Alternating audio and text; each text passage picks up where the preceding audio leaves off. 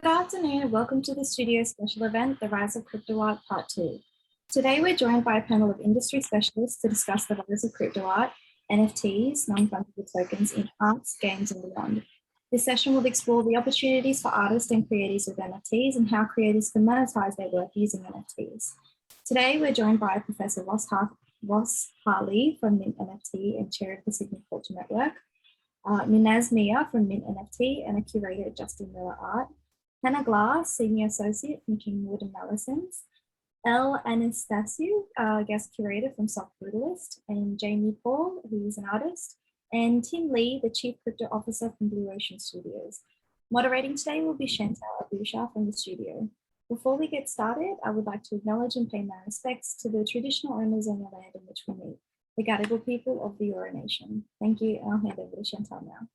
Hi, everyone. And Tim, can you spin around so you face the window and then we can see your wonderful face? You're not a silhouette.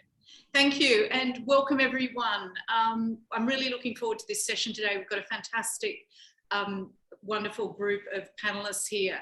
I want to start quickly by just giving everyone just a brief definition if you haven't heard of what NFTs are. I'm sure a lot of people in the audience are well aware now what NFTs are, but if you aren't, I'll just give a very simple explanation, which is that they represent ownership of pieces of art or collectibles, and they're authentically verified on the Ethereum blockchain. They're non-fungible because each token cannot be swapped out.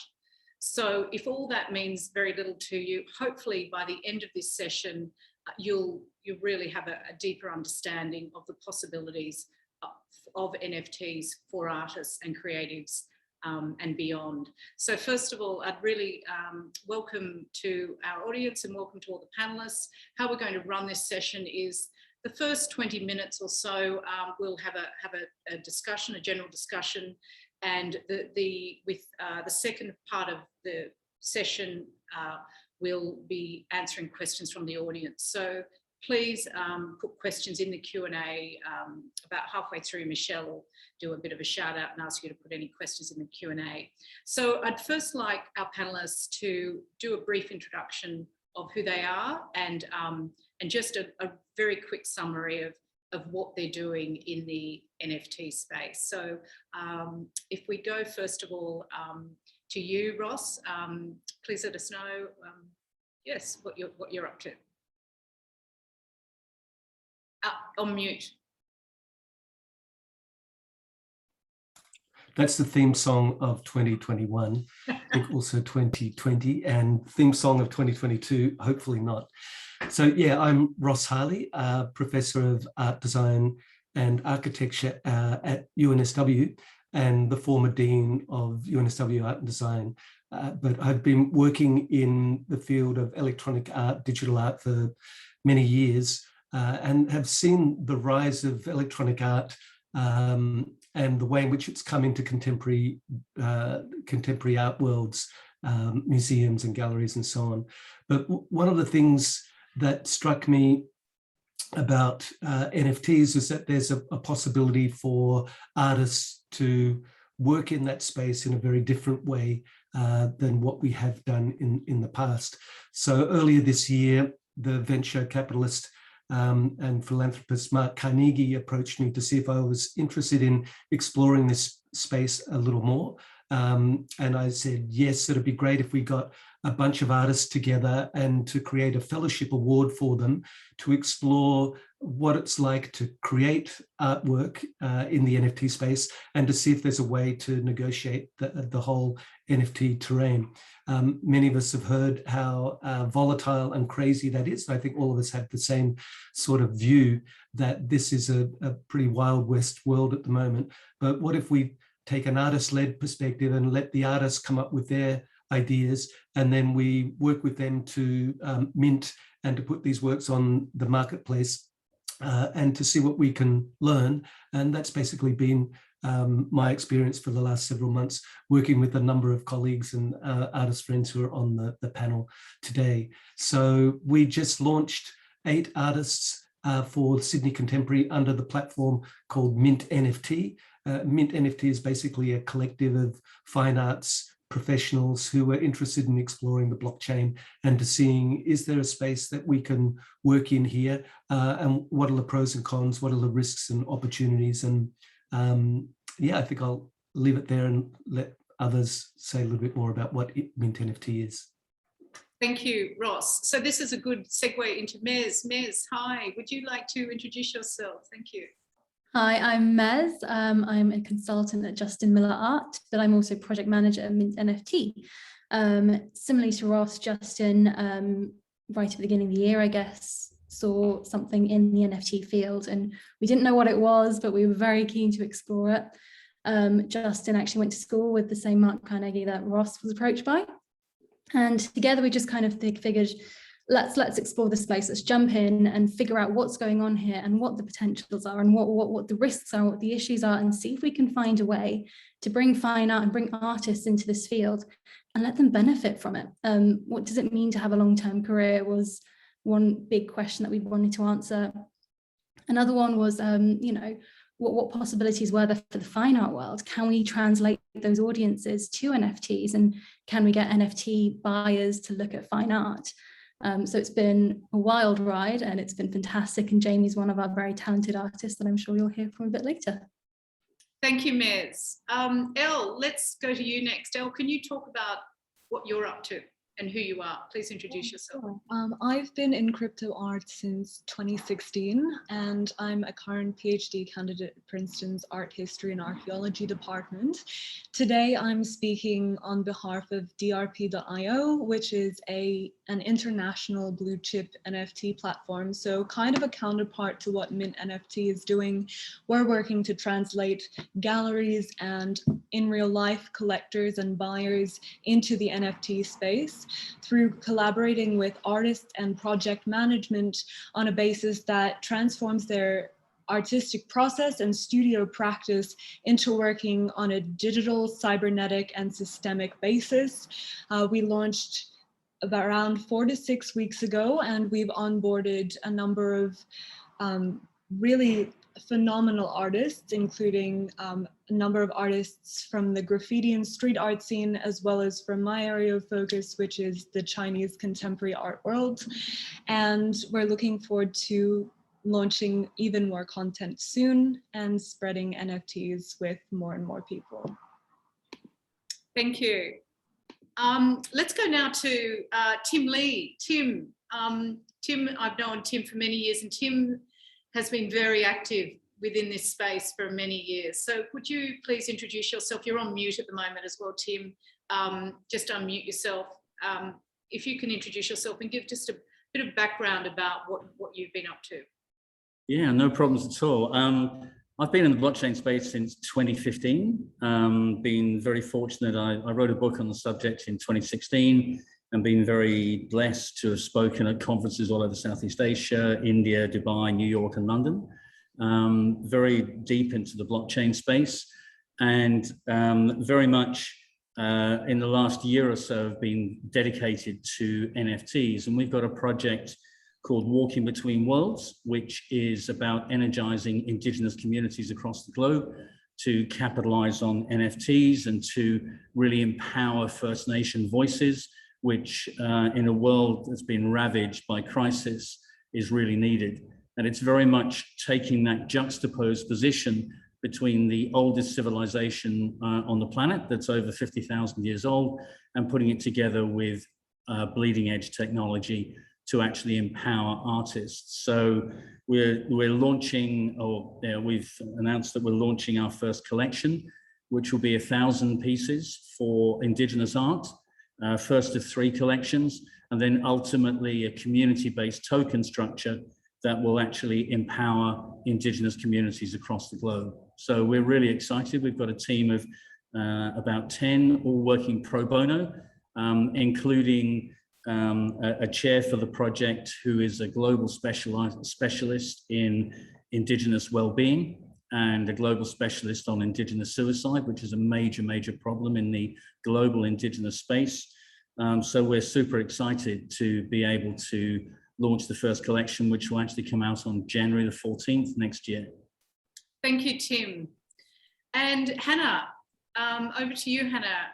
If you could just introduce yourself and talk about the work that you're doing within the NFT space and the blockchain and crypto space more generally, that'd be fantastic. Thank you. Sure thing. Thanks, Chantal, and thanks for having me again on this session. My name's Hannah Glass. I'm a senior associate at Kingham Wood Mallisons, which is a law firm across Asia Pacific. I technically sit in the banking and finance team, but my practice is everything to do with that sort of new digital economy. So I look at things such as payments and innovation, looking at blockchain technology, fintech, regtech, and in relation to regtech and blockchain, I actually also sit on the Department of Industry's National Blockchain Roadmap Steering Committee, and I'm chair of the regtech working group within that. But in the NFT space, that really does come out of this whole blockchain concept. And so I've been involved in this, like Tim, for quite a while. And whilst it sort of started as this area which was focusing on things like Bitcoin and payments, with the advent of smart contracts, suddenly people could do so much more with this technology. And then it went from finance to, well, hold on a second, how can we attach real world assets to a blockchain based database? How can we use this as a means of recording that information? And so what we found over time is that means of recording information required a different technological structure, which is where NFTs really sort of came from. But then, of course, when we had CryptoKitties, people went, let's forget about the link between the real world. Let's actually recognize we're living in these worlds through our phones and through our screens. How can we actually use this in its own unique way? And whilst that sort of had a bit of a boom and bust craze, we've seen it come back because it, in areas such as gaming, such as art, and it's really sort of being explored in a much more broader way now than I think it ever has been before. In terms of our work, we work with people who are developing games, with people developing platforms, looking at some of the infrastructure questions. How do you manage payments in this world? How do you ensure that, you know, when an artist creates an NFT, they still have the rights to that? And whilst I'm not an expert in IP, we have an amazing team of IP lawyers who do work on this with us. So it's all about how do we connect this new technology with these new uses of the technology and ensuring that the people who are actually developing, creating, building can actually do what they want to do without creating other sort of risks. And going back to what Mez was saying, actually managing those risks and mitigating them so that things just work. Thank you, Hannah. And now, but not least, Jamie Paul, I'm super excited to come to you next because I really want you to talk about the work you're doing within the NFT space and how Mint, your fellowship with MintNFT has made this happen, because I really think, having been in the audience for the launch the other week of MintNFT, it was really listening to the artists and the way the different artists are working within the NFT space that one really gains a deep understanding, begins to scratch the surface really of what is going to be possible or what is already possible within this space. Thank you. Thank you, and thank you for having me, Chantal, in the studio. Yeah, so a little bit about me. My name's Jamie Paul. I live in Sydney and I'm from New Zealand. So I am a traditional watercolour artist. So I paint on canvas in animals and nature, and I make art for purpose. So whatever the world needs at the time, and I make my art for purpose. So I donate funds from paintings and exhibitions, and I raise hopeful awareness for different charity organizations and things like that. I've been doing this probably for about 12 years in watercolor, and gradually I've gone from small canvases to, as you can see behind me, two very large canvas paintings. They're close to 3 meters by 2 meters. So yeah, I've a traditional watercolor fine artist. I've got a degree at UNSW in design. And I've been working around lots of creatives for many years, and getting this invitation to the fellowship was, I'd heard of NFTs. I didn't know really much about them at all, but I knew it was an exciting way for artists and musicians and people who create to be able to directly sell their work and be like Maz said, a more sustainable inside of their income and actually create a really good income potentially. So, and reach a wider audience. So when I was invited into this project, I always, with Art for Purpose in mind, thought that if I can bring other charities into the space and be able to donate to them using the smart contracts and royalties, so being able to then have a connection to the artworks in perpetuity. So that means that in the first instance, the artwork sells, and then every time it resells on the resale market, a percentage will always go then to myself and to the charities as well, and the people that I've collaborated with. So these two paintings behind me are actually, in fact, the original artworks physical of my NFTs, and I'll just do a quick screen share and show you what they are now. So I've collaborated with a musician and also an animator, and we've brought my artworks to life. So can you see it okay? Yep, that's fantastic. This is one of the artworks. So it's turned the original painting into an NFT, which we have digitized, and then it was last week sold on With Foundation, which is the platform where you can do split royalties. Jamie, maybe if you mute these, I don't know, maybe if we can't hear you. Duh, of course. Yeah, that's okay. No, that's great. If you can. Sorry. Yeah, so this artwork was then put on the blockchain for the first time. It was my first artwork, and it sold to auction, and we were able to raise money for Citizens of the Great Barrier Reef, which is an ocean conservation in the Queensland, and they work with all over the world. So again, they're using sharing of data, sharing of and collaborating with people everywhere. So it's the same sort of unique thing that NFTs will be able to create with that collaboration. So yeah, being able to have my work seen in that way was amazing. And then the other artwork which is now just been listed. So that's still available to buy. And once it gets a bid, it will go to a 24-hour auction. And this is called Kindred, and it's based around sort of hopeful awareness and conservation of what charities are doing. So Rainforest Rescue, which is based also in Queensland, and they protect nature and buy back land from development. So both artworks, I guess, they're NFTs for purpose, and they're regenerative artworks. And yeah, it's just been an amazing process to be a part of something where I never would have entered into the NFT space without this opportunity of the Carnegie Fellowship with MintNFT and working with Roz and Maz and the rest of the team. It's now I'm able to digest it, and now I'm really wanting to bring other friends and artists into this space, because once you sort of understand it, and it's still changing all the time and it's getting greener, I hope that doing whatever artists bring to the table is inspiring other people to do the same in other galleries. So it's really amazing that this has all come about, and I'm really excited for everyone in conservation as well. Fantastic. I mean, this is a great example, Jamie, of how one can link smart contracts, how smart contracts really are sort of underpinning, and the blockchain technology is underpinning just the payments and the chain of title of different work. And can you, maybe we can go now to Hannah, and you can just talk about just the power of the smart contract, the power of the blockchain, using Jamie as an example of what she's been able to do.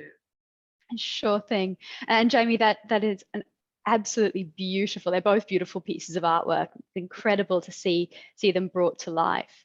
I think what you've touched on there is something really interesting, because if you think about that piece of artwork, there are, it sounds like, at least 3 creators who are involved in actually bringing that to existence. So if we think about an artwork now, all 3 of those people have a role to play. All 3 of you have rights in there, and you will all have rights in that, whether it was a video that is not an NFT or it is something that is actually created in that way. So the first thing you've always got to think about is, what are you actually creating? And that's not a blockchain question. What the blockchain actually does is allows you to, from a computational perspective, reflect that on a ledger. And the thing about a blockchain technology is it's append only. What does that mean? It means once you've made an entry into that ledger, it can't be changed. You can add to it, and you can even add to it in such a way that says, forget about the previous entry, that was a mistake. But you can never actually get rid of that previous entry that's been created. The reason why that's important from an NFT perspective is what you're able to do is say, there are 3 artists who together have created this piece. So any person who has that record, who is able to control that record, is then able to add to that record. So for example, if that is sold more than one time, there is another entry that is made onto that record, but you'll always be able to see who held it before and who created it. Now, that's just one part of it. When we're looking at things like these perpetual royalties, that's where you're getting into not that ownership and transference, it's actually usually another smart contract. And you've got to separate out this concept of smart contract being the computer program that makes an entry on the ledger from the legal contract and the legal rights. And the reason why we separate it out is because with NFTs, people say, oh, you can have royalties in perpetuity. But if you've never actually written that down or you've never actually provided that to someone, well, then when that NFT is sold the second or the third time, the original artist may not actually receive that because that was never part of the legal contract, even if it was part of that smart contract. Now, this is where we get into an interaction between technology and the law, because if the smart contract says you can't transfer it unless that payment is made, well, then you've got a bit of an interesting conundrum here because someone's paid for something, legally has a right to it, but technologically it's preventing you from doing that. So all this is to say, smart contracts, computer programs. Legal contracts, well, they can actually be reflected in and should be reflected in those smart contracts, but it's actually about what have you agreed at that time. And so it's in this combination of the computer program, the actual agreement, and the rights of the artist and making sure that they are preserved going forward that makes this so powerful, as well as, of course, that computer-based record, because only certain people can change it, but you can always go back and see it. So you'll always be able to go back and say, these are the artists who've created Kindred. Jamie was the actual original person who created the illustration for this, whether you are 10, 15, 20 years into the future. Thank you, Hannah. And look, we can go down many rabbit holes, I know. I'd just like to sort of bring it back to now that really at the essence, I believe, of what is happening is this idea of NFTs and is really about artists being able to build community and being able to build communities they might not have been able to build and have audiences that they might not have been able to reach. And I think, Jamie, you've got a wonderful example where you're bringing in sort of people that love your art, but also, you've got a social purpose connected with the work you do. So you're able to add that into the smart contract, that a percentage of what you're creating can go to different foundations or different causes. So Ros and Mez, and we'll get to Ellen and Tim soon as well, but Ros and Mez, can you both talk about MintNFT and the different work of the different artists you brought together and how they're building and creating audiences around their work through the use of NFTs? Yeah, so look, maybe I'll do a couple and then hand to Mez to do another couple. And I might just link to some of the comments already made. And great, I mean, these panels are great to see the work that's being done across Australia and how it connects into what is an international scene. Tim, great to hear about the work that you're doing with Indigenous communities. So there are three Indigenous artists who are part of this fellowship program. One from AIM, which is the Australian Indigenous Mentoring Enterprise, which is a pretty cool kind of educational and creative program. And then 2 artists from Yurkala up in the top end, Yolnu artists who are working digitally. Wukun Wanambi and Ishmael Marika have both been working with their traditional songlines, their stories, their clan relationships, creating digital works for many years, but they've now created their first NFTs, which are pretty amazing works. One is basically a bark painting, which has been scanned and then turned into a number of smaller pieces which people can own. And as those pieces are bought, then it goes to purchasing the actual bark painting for the museum, for the gallery. And Ishmael has created these amazing digital animations of work that is part of his story, his songline, that creates these individual works again in series. So we're trying to explore in that particular regard how that those traditions, which extend for millennia, can connect into the 21st century, and Indigenous people kind of pretty good at doing that. Mez, do you want to talk about some of the other artists? Yeah, absolutely. So we've actually tried to get quite a diverse range of practices, just to see how it might relate and how it translates and what it means. For example, Cam Scott is a street artist who does installation pieces around Sydney. He's based around Bondi, and he's, you know, an avid surfer, and he does the most incredibly I guess, insightful pieces that look at our relationship with technology. So he was a fantastic candidate, as he was already kind of exploring it in his work. He has now decided to see how NFTs might facilitate joint ownership and protection of street art, for example, which I think is a fantastic cause. I mean, how would street artists previously monetize their work? For him, the possibilities are kind of endless, and believe me, he's exploring every one of them, and it's fantastic to see. We've also got an artist, Mark Bochu, who's based out in Victoria. He's kind of embraced the whole collectibles thing. So you've seen, you know, the crypto punks and the Bored Ape Yacht Club. He's created a set of crypto criminals, or the crypto crims, as he's called them. And they are a really interesting, reflection of what we see as criminality and the human condition. And they're also very, very clever. And there's an entire universe around them. We've also got Eva Nolan. Eva is, she practices with graphite drawings. They're so detailed. She works under a magnifying glass.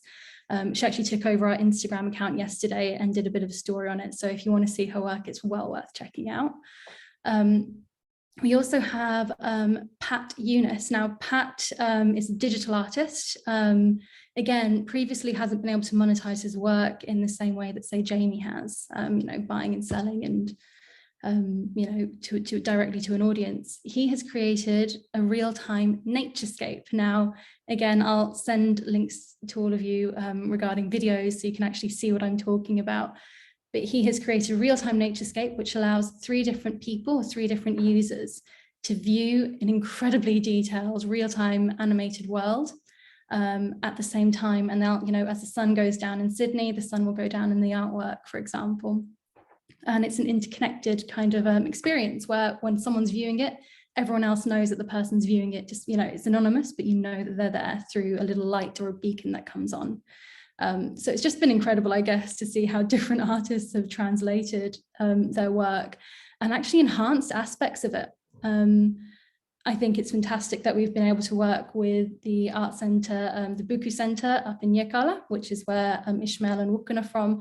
And I think they see potential as well with cultural preservation and being able to spread those messages far and wide. Olivia has also decided to talk about the stolen generation in her work, which for a young artist, it was amazing to see how beautifully and, the wisdom that she managed to impart through her practice. But this, I guess, as you said earlier, Chantal, just scratches the surface of what's possible for artists and creatives generally, I think. Thank you, Mez. And Hannah and Tim, sorry, I haven't forgotten you. We've just there's so much territory to cover. Elle, if we can come to you. So you've been working in this space for a long time. You're working internationally. Can you just talk about what you're currently doing and where you've been and what you're seeing now, where things are going? Sure. So I became particularly interested personally in crypto art when I was working in Berlin in 2018, because I noticed that there was this huge disconnect between digital art collectors, whether they're crypto native or not, and their ability to exhibit and display their works. And so then last year, NFTs kind of had this boom that we've already discussed, and so many people were trying to come up with either hardware or software solutions for pre-existing pieces of art, whether they be generative and additives like Jamie Poll's, or whether they be digitally created in the first place as a singular artist. And so I became very invested in this question of how can we make digital artwork something which is displayable, desirable, and accessible to a whole range of people, whether it be pre-existing collectors, institutions, or people who are just starting to collect art for the first time and they've just been introduced it into NFTs. And so DRP was founded by Alexander Mitchell, who is a very dear long-term friend of mine. He's been a gallerist in Tokyo, Hong Kong, and Melbourne as well for a long time, and worked with a variety of artists, predominantly in the street art scene and then the graph scene. And so for our first project as DRP, we launched a 4,444 piece meta commentary on social media by the street artist Lush Sucks, whose murals can be seen worldwide, particularly in Melbourne and in Sydney. And so what we did for that project is we created a dynamic Instagram screenshot, which essentially functions as the catalog raisonné of his work over the last 10 years. So every mural, every miniature sculpture, everything that he's done, every meme he's posted on that Instagram. And so we sold those 4,444 posts as a membership token towards a patronage circle, if you like.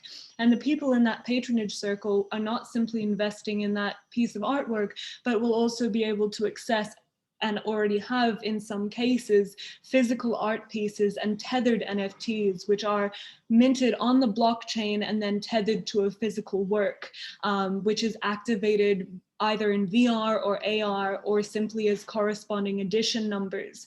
And so that was our first project that launched around 3 weeks ago.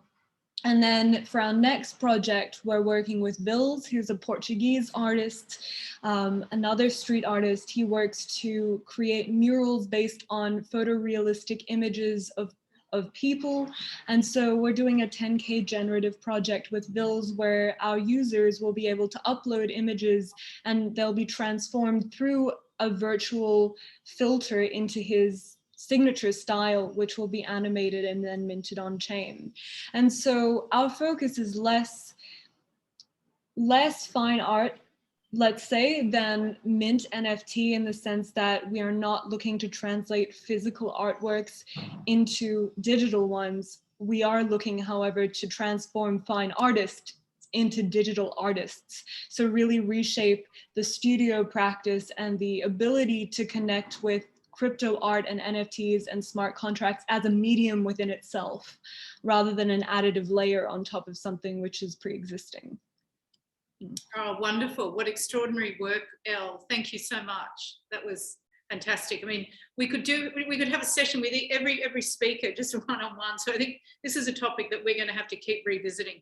Tim, last but not least, Tim, sorry to keep you hanging there. So, I mean, I'd like you to talk about what you're doing, but also how really this whole NFT space is leading to this thing that people say is already sort of here, Web 3.0, the metaverse, and that this is sort of going to, is really a part of that, if that's what you're thinking as well. I'm not sure. Let me know. Yeah, I think from a strategic point of view, NFTs are basically the Pokemon Go moment for blockchain. It's where the blockchain has been waiting, and all the people who have been working in this space have been waiting for this moment for NFTs, because it's the beginning of the mainstream audience getting into blockchain related technologies. And it's coincided with, for example, with the pandemic over the last 18 months, we've seen the rise in digitization. I mean, even this call today reflects that in terms of where digitization is going. And the key thing is that the way cryptocurrencies as a structure are developed and are beginning to be adopted, it's actually going to transform the internet of information to the internet of value, where you can actually transact directly within the technology itself without going out to the financial institutions. And this explains why there's a lot of regulatory pressure coming on board now, because the banks are sensing that their days are numbered, or their lunch is being well and truly eaten. And so what's happening with this confluence of technologies coming together is that you've got augmented reality, you've got virtual reality, you've got all elements coming together within this thing that is being dubbed the metaverse. And an indication of what's going on, Facebook have changed their name to Meta, going back literally a few weeks ago. And they're devoting $10 billion to the metaverse. And the key thing is, I mean, I'm very cynical about Facebook's entree into it, because they are clearly trying to grab the land in terms of this new channel that's really moving ahead at such a fast pace. And they want to own the data. So if you're actually in a 2.5D gallery, or ultimately with virtual reality headsets, which I'm not entirely convinced of in the short term, they want to see where your eyes are going, what they're looking at, what you're motivated by to sell you ads. Whereas in the metaverse per se, things are going in a different direction. We're sort of seeing that there's decentralized structures coming to the fore, where communities are deciding what's going on. And I think we're going to see that taking on more and more and more weight. And the idea of the personal data economy actually coming to the fore, where individuals will own their data and be able to sell that. And so, you know, the NFTs are just the very tip of the iceberg of where all this is going. You know, it's proving the technology at such a high level. I mean, for example, and I'm just finishing writing a piece about, you know, the crypto punk, where there was a guy who was offered $9.6 million for his crypto punk, which was given away in 2017 for free. And it just shows and proves the power of the technology, that somebody is prepared to spend $9.6 million on a dysfunctional pixelated JPEG that has deep cultural significance. And so, you know, everything is transforming dramatically. But I think the one key thing that we all need to be aware about is where the market is now and where the market's heading to. At the moment, the whole of the NFT space is driven by the cryptocurrency space. In terms of the crypto natives understand the technology, they understand Ethereum, they understand the challenges of security, they understand a whole variety of layers that are going on. And as a result, 92% of the market is focused on the Ethereum blockchain. And that's got a lot of legacy issues and challenges, which I know all the great speakers here will have faced in terms of the variability of gas fees by the Ethereum network and all sorts of stuff. And so what we're seeing right now is Ethereum representing about 92% of the marketplace. There are other chains like Solana, Cardano, and a whole variety that are trying to eat their lunch. But the reality is, for artists, they have to chase where the money is. That's the reality. Because if you don't sell your pieces, you don't pay your mortgage or your rent. And so money is following money. But there are changes happening. Coinbase, which is a listed entity, which is, has got a lot of custodial structures for institutional funds and a whole variety, have actually announced they're launching an NFT platform. Within 48 hours of announcing that, they actually had a waiting list that they were putting together, and 2.1 million people signed up for it within 48 hours. So what is going to happen in this space? Right now, crypto natives are driving everything. The cryptocurrency space is driving the NFT space. When Bitcoin and Ethereum were rising dramatically in the past 3 or 4 weeks. The NFT market, it sucked all the air out of the NFT marketplace as cryptocurrency investors and traders were transferring funds from NFTs to chase Bitcoin and Ethereum. And that legacy is going to continue on for some time. But it's going to evolve and it's going to change. And I'm really looking forward to Coinbase launching, and I'm really looking forward to there being a lot of further development in the metaverse as well. This is where both elements are actually heading, and we're going to see the mainstream audiences coming on board, especially as we get more and more mainstream brands coming onto into the NFT space. And I just think for any artist out there, this is just going to be a massive opportunity, not just in terms of selling your pieces, but understanding all these brands are going to need designs done and art done, you know, to actually reflect who and what they are. So it's just, we're right at the beginning of a massive tsunamic change. That's how I'd summarize it. Thank you, Tim. Thank you, Tim. And that's something, Ross, you and Mez, and I mean, you've been in this space for a long time, recognised in terms of, you know, it's still very much the experimental phase. But then we're getting some really notable acquisitions in this sort of metaverse space. Unity recently bought Peter Jackson's Weta Digital for $2.3 billion. So that's, you know, Unity, the game engine, the game platform, sort of really setting themselves up for this next wave that's happening in this thing called the metaverse. Can I just, I think we should actually get some questions from the audience. So I'm sorry, thank you everyone in the audience for being so patient. It's such a deep and rich topic of discussion. So here's one, we'll just answer a few questions. If anyone has got some burning questions, we'll probably go for about another 5-10 minutes and answer some questions. Here was one, can we hear about who is purchasing NFTs? Is it a different clientele? What type of art are they attracted to? Do they have a purpose for them, or is it purely for investment reasons? Elle, and it would be great to go to you first, and then also Ross and Mez, as to what you've experienced with MintNFT. Sure. So I'm going to start with the last part of that question. Why do crypto art buyers buy the art that they do? Generally, it's because they like the way it looks rather than because it has utility. At least that's what we've seen for the last year. It's really been form over function. There is a shift occurring now as we onboard into this metaverse stage, which Tim has just described, where people are seeking to add utility to the art pieces that they have.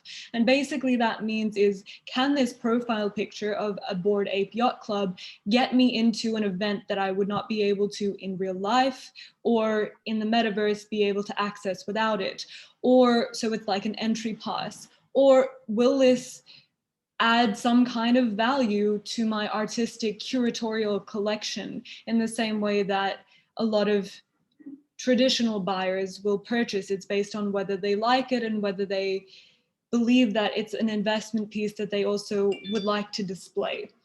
So yes, it's similar, but it's also very different because the digital art space and crypto natives who are operating in NFTs at the moment are very, very conscious of the displayability of their NFTs in a way that private collectors just are not.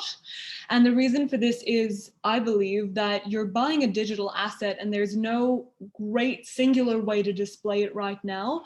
And so they want something which they can exhibit freely and openly across social media platforms or across the existing infrastructure. And that's why CryptoPunks, Bored Ape Yacht Club, and so many other PFP or profile picture projects have been huge sellers in the NFT space.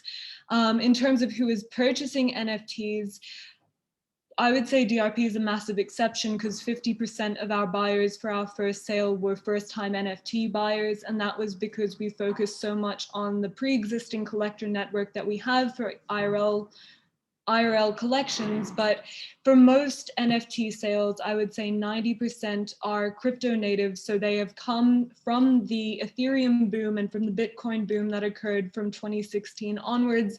And they have a lot of digital money a lot of crypto, and they are wanting to find a way to diversify their portfolio without leaving the crypto space.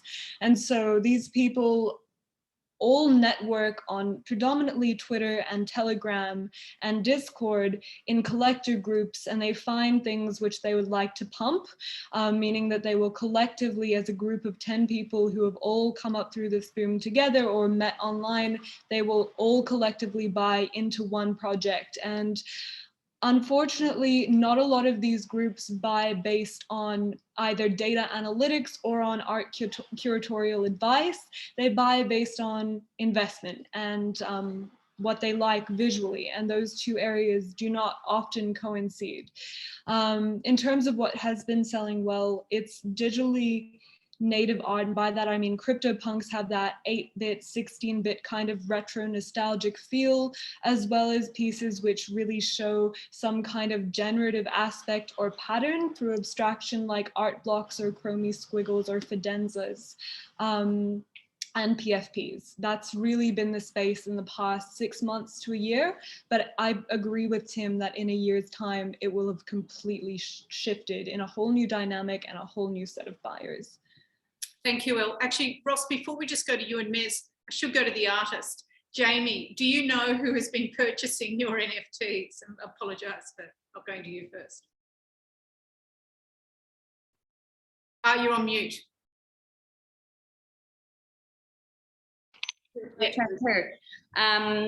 For the koalas, still unsold, but the whales sold last week to auction. There was a very exciting bidding war that was happening probably for about an hour or two, where there was 2 people that were brought onto the platform, I think through, they were clients of MintNFT and the traditional buyers that had been bought from invitations into the crypto space through the fellowship. But yeah, there's multiple. So I know with Mark, he's selling his crypto crims, and he has a wide range, doesn't he, Mez? Yeah, and the thing with NFTs, you can either tell who bought it or you can't. Yeah, or they might contact you or they might not. So can I just clarify? So traditional, potentially the buyer was someone who was a traditional art collector, and they weren't buying it for the environmental social impact aspect of it, or maybe that was all part of it. Yeah.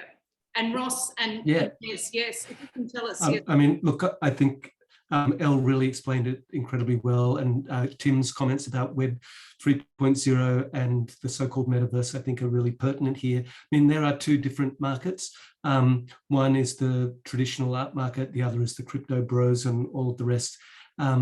So how is that going to change? That's the big question. So what are some of the barriers to entry? How do you set up a MetaMask? How do you connect your crypto? How do you pay all these fees? Why do you pay for gas fees, et cetera, et cetera? So I think this is what will change in the very near future. And I think that's what we're interested in exploring, to see how will those worlds merge. And again, if you look at Web 1.0, Web 2.0, there are these huge seismic shifts that happen, and suddenly something that seems like a weird thing, like a browser with an image in it, becomes like, you know, a regular thing. So I think we're at that stage where we're trying to find ways to help bridge that gap.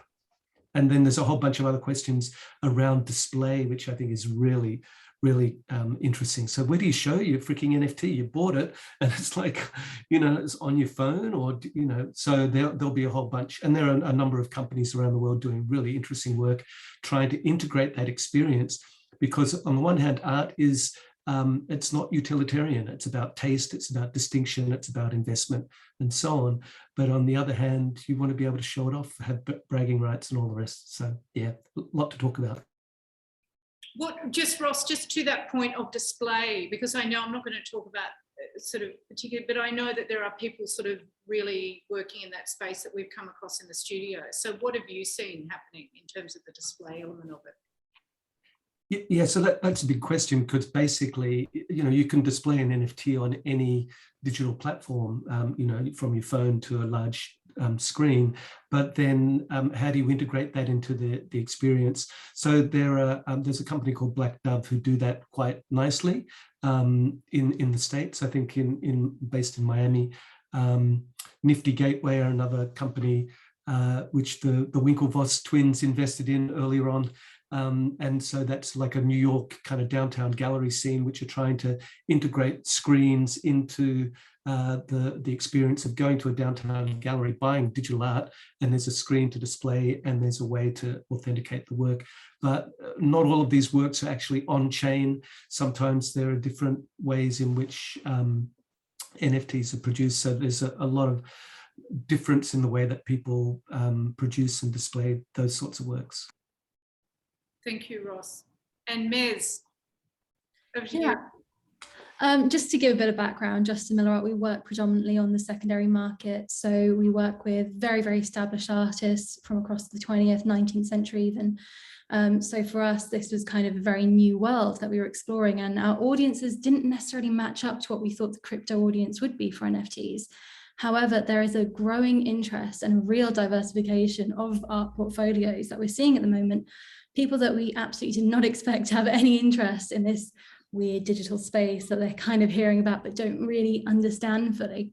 It was incredible. I've even had clients saying, well, actually, I'm looking to sell work to make space for NFTs in my life. So it's slow, but it's growing and it's happening. And it's really great to be, I guess, among the first, along with all of you guys here today, to be exploring that space.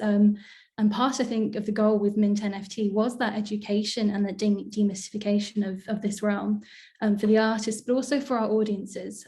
As I say, Justin Miller Art, very sort of traditional art base for the most part.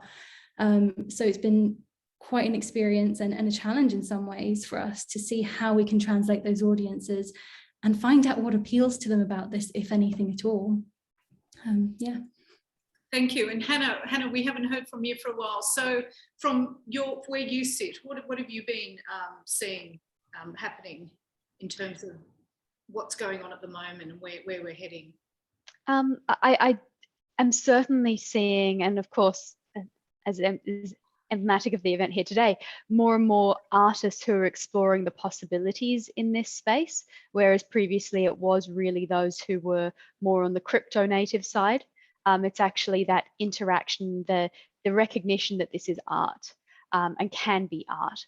And I think if we're looking at that, then it comes down to that same concept of, well, if you're purchasing art, why would you? Why do you do it? What about it is something that you enjoy, that you appreciate? And I think that's where we're getting into the real power here, because it's not just about it's an NFT. Realistically, that's part of the technology. It's actually, this is an artwork that you can appreciate, that you can display in a different way, that you can then transfer in a different way at a certain time in the future, perhaps. It's actually a completely different way of thinking about this industry. And I think that that's what makes it so interesting and exciting. Legally, of course, there are all sorts of things you need to work through from a licensing perspective, but that's kind of on the other end. But what really is going to drive this is actually people saying, hold on a second, art is not this elitist thing. It's actually something for everyone. And this is another way of being able to provide that and to people and gain a greater audience, whether it be through unique one-of-one NFTs or whether it be through multiple series or multiple copies of the same thing, the same way that you would have prints of a photo. So too can you have multiple copies of the NFT, but you know that there's always the original, the same way there's always the original photo, which was the signed one that was created and that's 3 meters by 3 meters. That's the sort of opportunity we get here. It's this combination of technology and the artistic and the creative world that makes it so exciting. Thank you, Hannah. And I think this is a really great note to end on. We've been going for nearly an hour. So thank you to the audience who've been there for all of this. And thank you so much to everyone on the panel today. It's been an incredibly rich and informative discussion. So here we're getting some people are saying thank you through the chat. But so please, everyone, have a look. If you look on the notes of the event that you attended, you'll see all the links. We've been putting links in the chat as we've been going. Thank you to everyone. Hope to see you again soon. Bye. Thanks, Chantal. Thanks, everyone. Thanks, everyone.